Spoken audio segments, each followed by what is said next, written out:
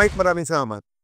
Boy, thank you so much. Long time I haven't seen you. Anong reading mo sa kinalalagyan ng bansa, saan mapupunta ang lahat ng ingay ng itong mga rallies, itong mga investigations? Where is this going? What is happening sa iyong pananaw? Our country now is suffering from this economically. We have yung confidence problem from investors, not only from foreign investors, but even local investors. Ang tao galit. Ang tao galit. And, if a government would have to deal with this kind of situation, that there's lack of confidence, maraming uncertainties, talagang masama para sa bansa. Saan tayo pupunta dito? Well, hindi naman natin masabi, no? Parang kung ano yung direksyon ng ating bansa, kung saan siya mapupunta. But definitely, we have to correct what's happening.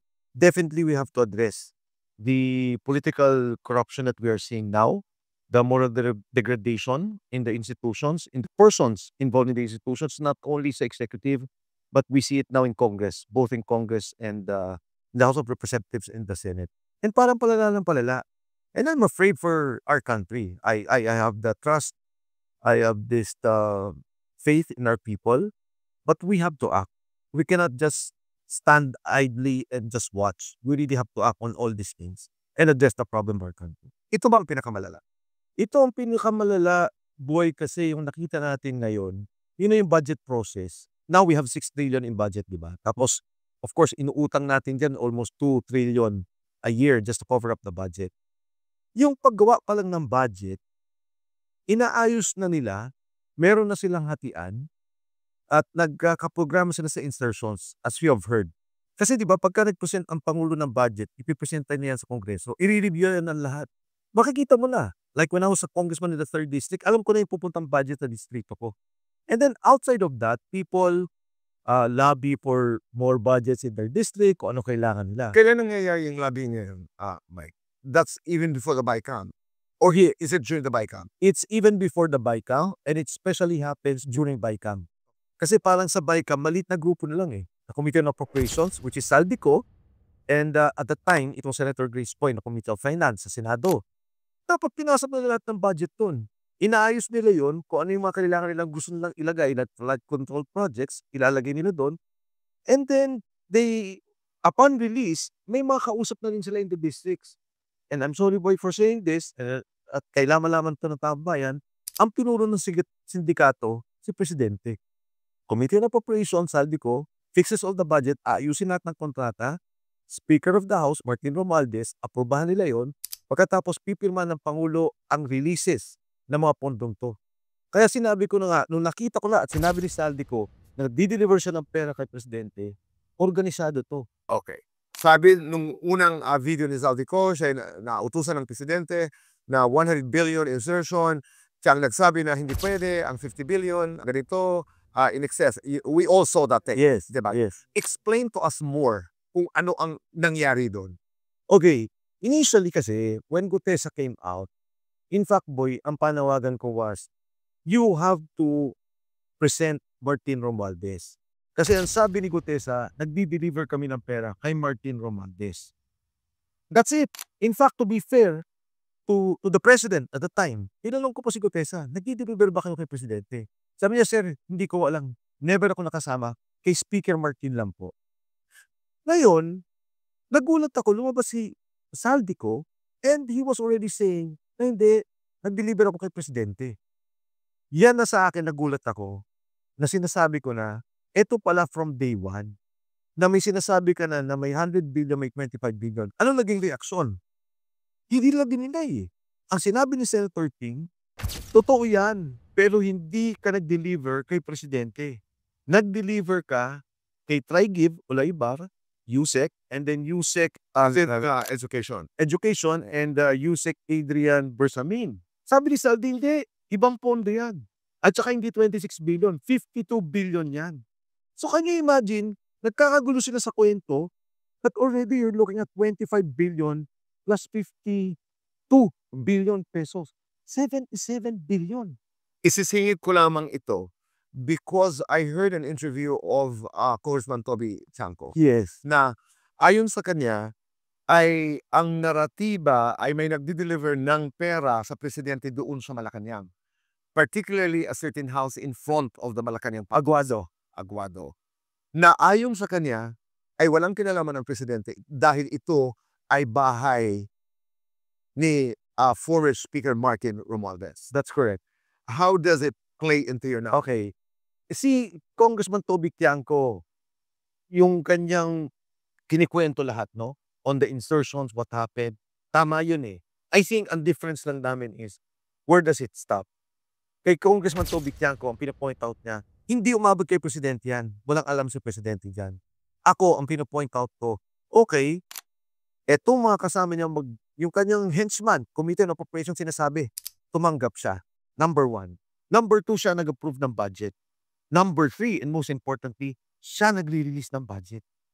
So on all counts, merong responsibilidad ang presidente para sa akin. Allegation lang naman ito. Ano? Okay, pwede bang halimbawa, let's take out the names. Okay, let's take out the names. We have a Speaker of the House who's corrupt. Okay, ito'y gumagalaw, ito'y nagnanakaw sa pera ng bayan. Okay. Kaya ba ng Speaker gumalaw na hindi alam ng presidente? I'll tell you this. Pag tinignan mo yung flood control programs, there is a program under NEDA. National yung Development Authority. National Economic Development Authority. NEDA. Merong programa ang DPWA. So nakikita nila talaga yung requirements ng flood control based on the development of our country. So sinasubmit nila yung budget based on the NEDA flood control budget. So alam po kaagad, pag submit po pa lang, ito yung mga programang gusto mo. Pag na lumabas na to, at kung saan-saan na lumabas yung mga flood control na hindi naman kailangan, not required, not part of the program, you know that there's already a problem. Now, in the release of those projects, again, dadaan na naman sa iya. The approval is with you, and then the release are with you.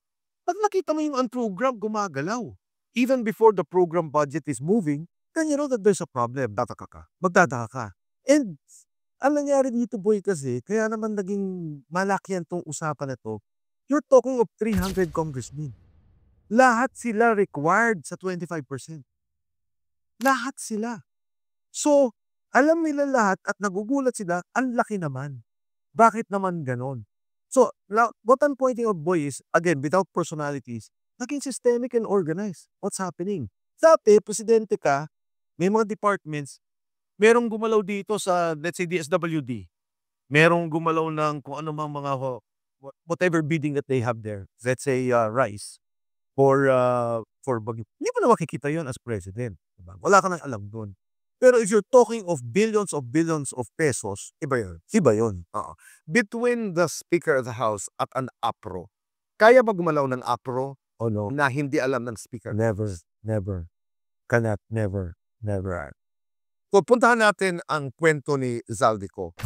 Bakit, Mike, sinasabi ni Zaldi na hindi ako kumita ng isang kusing dito sa perang pinag-uusapan? Tinanong din sa akin yan. And in fact, ako sasabihin ko agad dito sa iyo, boy, hindi ako naniniwala. Kasama ka dyan, involved ka dyan, kumita ka dyan. Pero alam ko rin na buwaporma sila from a legal point of view. Okay. That at a certain point, they would have to defend themselves. No? Kaya sinasabi niya na ganito. Pero, as to the paper trail, as to the ledger, alam mo si Saldi, may libro eh. Hindi ko ito, kakwento ko, boy, hindi ko maintindihan to eh. Sabi ni Sergeant Gotesa, inakyat po namin, sir, yung 45 na mga, 46 ng mga maleta. Inakyat niya, iniwan niya yung 15 sa kanya. Bumaba yung 31. Sabi ko, parang illogical, ang bigat eh. Sabi ko, bakit yung ginagawa yun, Sag?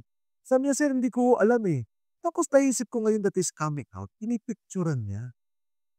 Pinipicturan niya lahat ng maleta pagkatapos ng deliver na. Kasi boy, dito hindi na bilangan ng pera. Biluhan na. Kino. Sabi ko, paano pagbilang ng pera? Ang dami nun. Sir, may kino ho. Sabi niya, alam niyo ba, sir, na ang 1 kilo, nung ko lang din nalaman, ang 1 milyon is 1 kilo. And sabi niya, ang isang bag na gano'n, naglalaman po ng 48 million. Okay. So sabi ko, paano mo nalaman 48 million? Kasi po may post-it. So, pinipicturean pala niya, nire-ledger niya, lahat din ang document niya. So lahat ng to, documented niya. So the question is, bakit siya iba yung sinasabi niya hindi siya kumita? I would think advised by the lawyer. Huwag mo na sabihin to, huwag mo na sabihin na, si Saldi. Sinasabihan siya ng gano'n. Pero as to the truth and veracity of what he was talking about, totoo yun. Bakit niya ginagawa yun? Para sasabihin niya, "O ito 30 maleta diniliver ko sa'yo. 40 maleta diniliver ko sa'yo." Now, I'm putting it together na, ay huwag pala yun. Pero hindi niya sasabihin na 15 lang ang akin ha, yung 31 napunta sa'yo. Ay, happy ano na ginagawa. Eto pa, sabi sa akin ni Sergeant Gotesa, every day may nagdi-deliver ng pera. Sa Ladybug, sa Valle Verde. Sabi ko, saan galing ang pera? Sabi niya, sir, hindi ko alam eh. Hindi ko nakikita. Basta si Mark Teksay, itong dalawang to, hindi pa ito pinapatawag, and si Paul Estrada po, ang tumatanggap. Iniipon sila sa staff ni Saldico. Okay. Kinukuha nila yung pera, iniipon po nila, pagkatapos po nun, i-deliver na namin. So, ang delivery nila is 3 times a week. On average, boy, I think, hindi bababa ng 1 billion ang delivery every 3 days. Can you imagine, ito yung klase ng gobyerno na nakikita natin. Balikan ko lang yung korupsyon, Mike. Kasi, you have the political actors dito sa isang banda. Tapos meron kang sistema. Paano pa ang nangyayari? Halimbawa, let's talk about DPWH. Ang nagre-release ng pera, halimbawa, napunta ay 3 billion sa isang kongresista. Yes.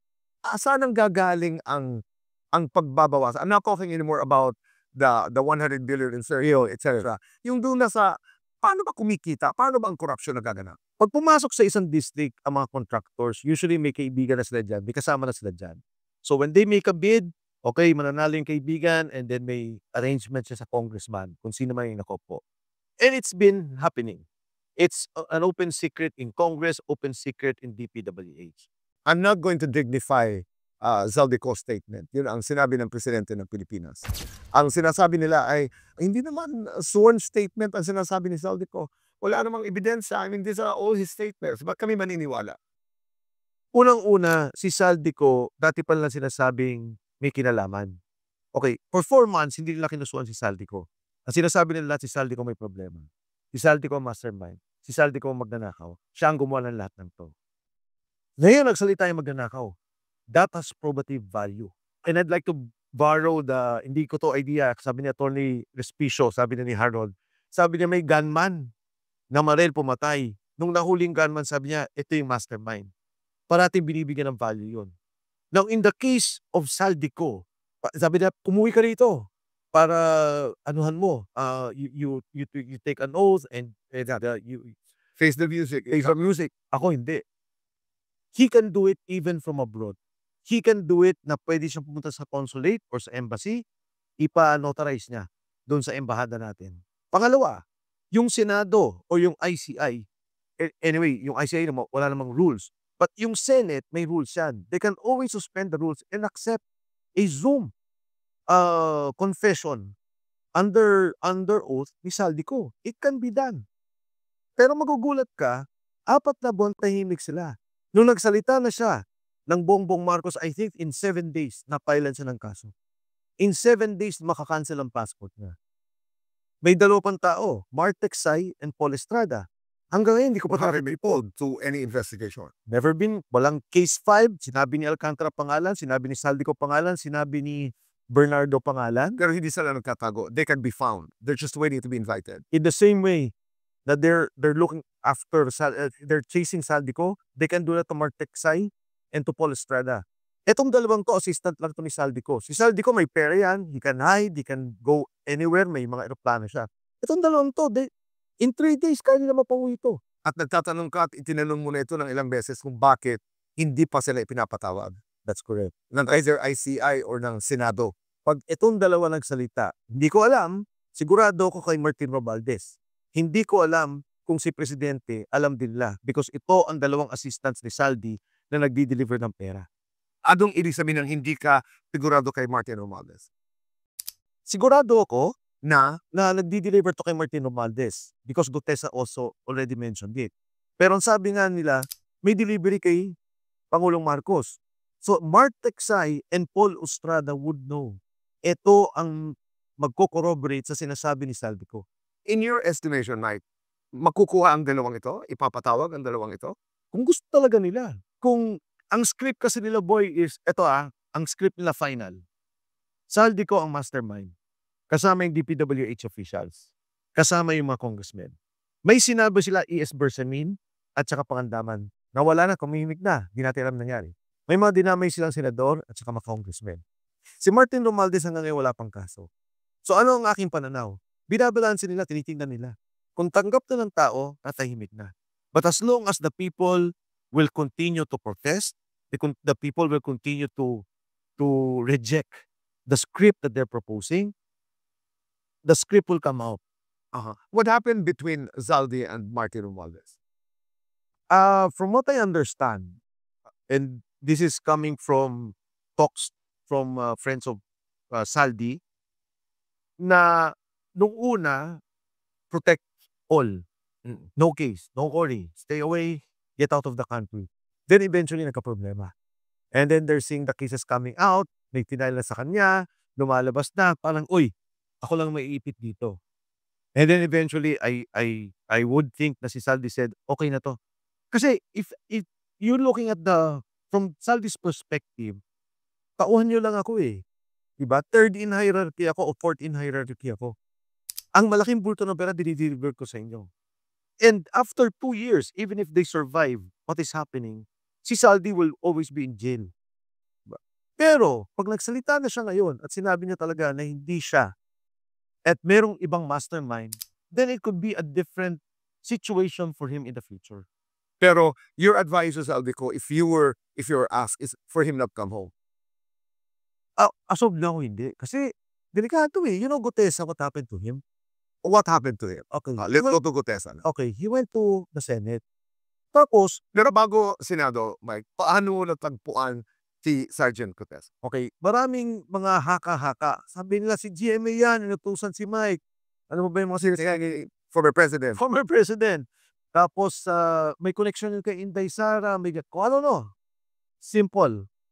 A friend of mine went to my office and we were talking and he said, Mike, bakit gusto mong pakinggan to? Sabi ko niyan, ito yung isa sa mga nagdi-deliver ng pera. Doong sa case ni Saldi ko. Sabi ko talaga. So, si Gutesa and I spoke about it. Snippets. Kwento-kwento. O sir, nagdala kami ganito. Nagulat na kami. Sa baha pala yun. Sa flood control pala yung pera na yun. Kinuwento niya yung isang kasama niya na Siya, Mike. hindi. Nagkita talaga. Nagpunta siya sa akin. Okay. Nagpunta siya. Tapos, the reason why siya nagkwento sa akin, kasi that time, Senator Marcoleta was chairman of the Blue Ribbon Committee. So, I guess he wanted to give guidance or he wanted to tell his side of the story. I went to Senator Marcoleta, sabi ko, gusto mo kausapin ng tao to. Sabi, sino ba yan? Kilala mo ba yan? Sabi ko, kilala ko, yung nagpakilala. And trusted ko yung nagpakilala. And I'm sure, okay itong sinasabi ni Sergeant Gutesa. Sinabi ni Gutesa, nagkwento siya. Lahat ng kinikwento niya. Marcoleta appealed to him. Sabi ni Marcoleta, Senator Marcoleta, alam mo Sarge, sabi niya, itong nangyari sa bansa natin, grabe na. Itong ganito, sabi niya, sobra na. Maawa na tayo sa mga anak natin. Sabi niya, kung pwede, magsalita ka na. Kasi supposedly, grupo sila na magsasalita. Alam mo, nung nag-uusap ko ng Sergeant Gutesa, sabi niya, Sir, ano tingin mo mangyari sa akin? Ako, alam mo Sarge, normal yan, babatikusin ka, sisikat ka, manang.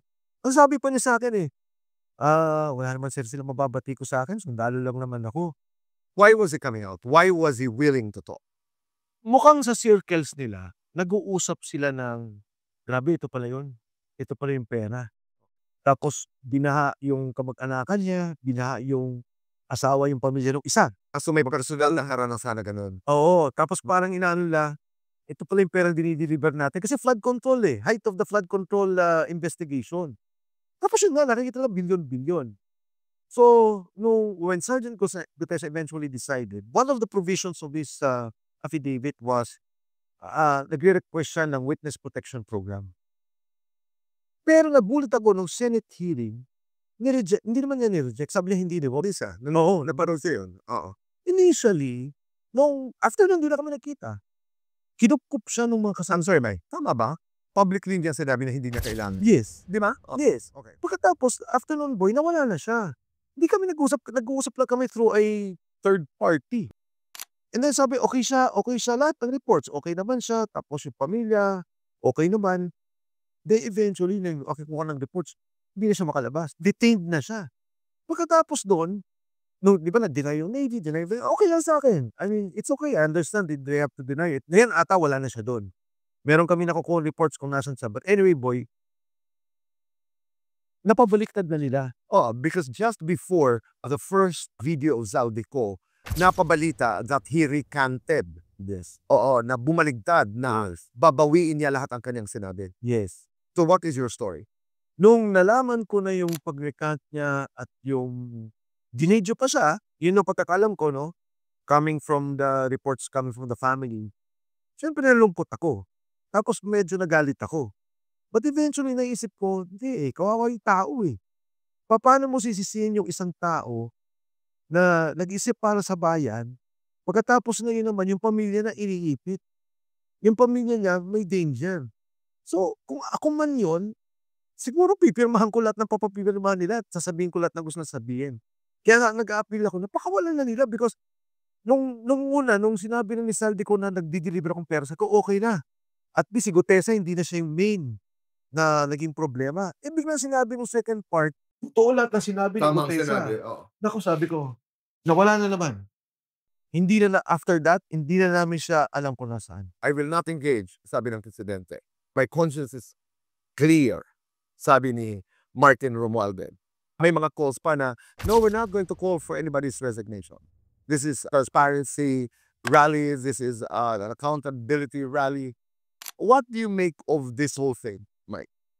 You know, the problem with the analysis of some group is that they're saying, you know, para sa akin, boy, pag sinabi mong BBM resign, it is not only about the person. It is the office of the president. You have failed in governance. You have failed in stopping corruption in your administration.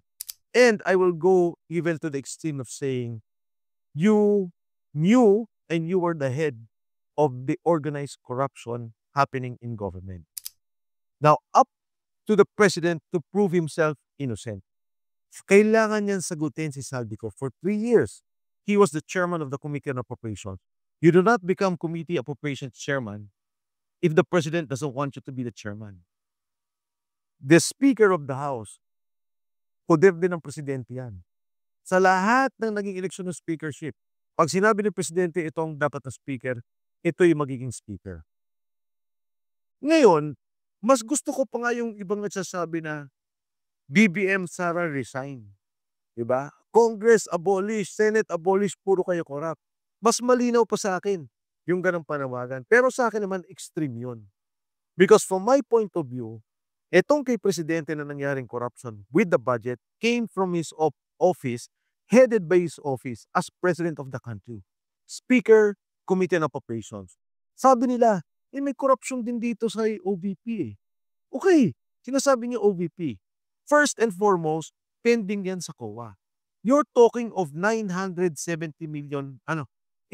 million pesos. The actual na pinag-iimbestigan ngayon sa COA, out of 125 million, is 73 million pesos.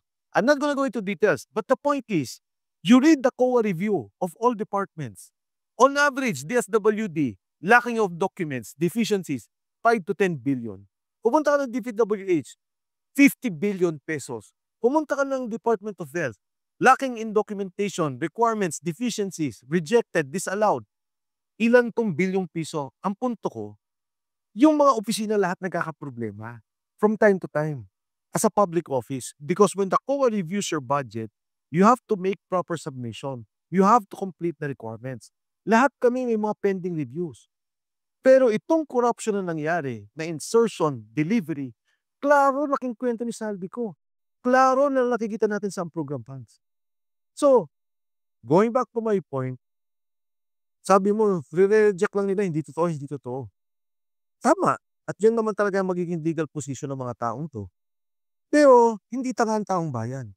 Hindi tanga ang mga taong nanonood, nakikita, na ano talaga yung nangyari. Everyone reads, everyone tries to find out, ano ba nangyari sa bansa? At lahat tayo bulat. Lahat tayo parang, wow, shock, ganito ba talaga nangyayari?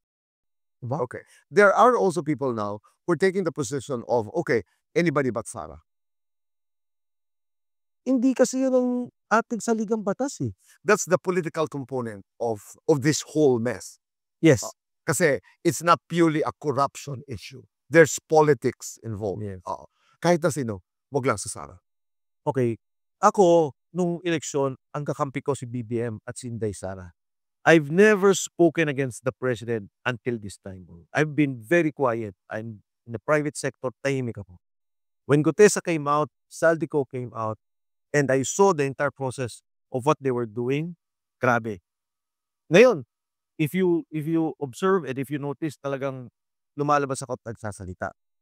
At walang kinalaman dito ang former President Gloria Macapagal-Arroyo. Wala. You Wala were talaga. asked by the former president to speak out, to take care of Gutesa. Walang kinalaman dito si former President Gloria. Yes, and now I've been coming out on my own. I don't need President Gloria Macapagal-Arroyo to guide me or to tell me where to go. Good. To be fair to GP Inday, hindi kami nag-usap, kami nakikita. Number one, inaatake niyo siya dahil sa naging problema ng tatay niya. Hindi naman problema ni Inday Sara yung EJK eh. Nung mayor naman siya, wala namang EJK. If Inday Sara will resume the presidency, whatever personal sentiments she has, whatever hurt, whatever feelings of hatred and anger that she has to set it aside. Kailangan bansa ang unahin niya. Tanggalin niya yung sentimiento, bansa ang unahin niya. At inuulit ko, in the next 2 years, assuming nakapag-assume siya at puro away, puro gantihan, hindi, she will not be the correct president in 2020. Kasi nasabi ko lamang ay kung saan ang gagaling itong attitude na ito, itong attitude towards VP Sara, naluntok ng mayor. Di ba yung nakita ko ay so alilupe. Yes. Pero Alam mo, boy, sa akin, gumagawa lang sila ng rason. Kasi kahit na nakita ko naluntok siya, hindi ko rin gusto yun. Although nung that time, mayor pa lang siya, bata pa lang siya, and then nung meltdown, ito, gagamitin yung rason versus the corruption that's happening in the country, versus what is being ravaged, the plunder that's happening. Walang ospital yung mga tao, walang edukasyon, binabaha, maraming nalunod, because meron ka lang nakikitang problema dito sa tao. doesn't make sense to you. Doesn't make sense. Lahat tayo may problema eh. Ako, nagkakaroon ng problema. Hindi ka naman perfecto. Nagagalit ka, pumipitik ang ulo mo. I'm sure, boy, it happens to you. Yeah. But if you will use that on a question of governance, on a question of moral and political correctness, Nasa succession. and succession, parang mali naman ata. Di ba? Parang mali naman ata na, wag na lang yan kasi bahala na lang to. Nakawan lang tayo na the next 2 years o bahala na lang yung nangyaring nakawan for the past 3 years. Kesa naman ito, parang mali. Yun, may mga, of course, may mali yun. Okay, with the rally that happened yesterday, at saka the rally for transparency of the Iglesia ni Cristo, anong basa mo, Mike? The people will have their own conclusion of what really transpired in the country. And I am very confident and I have faith in the people that they will do what is right. They will do what is best for the nation, and what they see is what is happening to us. Mike, anong panawagan mo sa taong bayan at ang panawagan mo na may kinalaman kay Sergeant Gutesa? Unang-una para kay Sergeant Gutesa, yung po mga taong may hawak sa kanya, nakuha niya na yung gusto niyo eh. Nagawa niya na ho yung recantation, na videotape yun na ho siya. Yung sundalo ho yung taong yan, nagsilbi niya yan sa bayan. At nung lumabas siya, yun din ang paniwala niya. Nagsisilbi siya sa bansa. Kung pwede ho, pakawalan niyo na. Pabayaan niyo nang bumalik sa pamilya. Doon naman po sa ating mga kababayan, ako ho, malinaw ang issue. Si Saldico, chairman ng appropriations, siya gumagawa ng pondo ng gobyerno, kasama si Speaker Martin Romualdez, kasama ang Pangulo, merong korupsyon. Ginagawa nila yung korupsyon at umamin na naman sila sa bigay ng pera. Kailangan po nating lumabas. Physically, boy, we have to come out. We have to campaign. We have to talk to people. Kailangan po nating itulak tong isyong to dahil hindi naman to para sa atin na lang eh. As I've said ako, paparating na ako sa pagiging senior citizen. Ayokong maiwan yung anak ko na lumalaki at ito yung nakikita niyang bansa, ito yung nakikita niya kinabukasan. Bakit po tayo kailangan lumabas? Kasi pag lumabas po tayo, dyan na lalabas ang mga armadong serbisyo, ang mga gobyerno, ang mga negosyante. Hindi lang to the military and the AFP. I'm talking of the business sector. I'm talking of civil institutions. Nasabihin nila, ayaw na namin to. Dahil yung ginawa nilang korupsyon dito sa ating bansa, masyadong talamak, masyadong garapan. Mike, maraming salamat. Thank you, Boy. Mabuhay ka.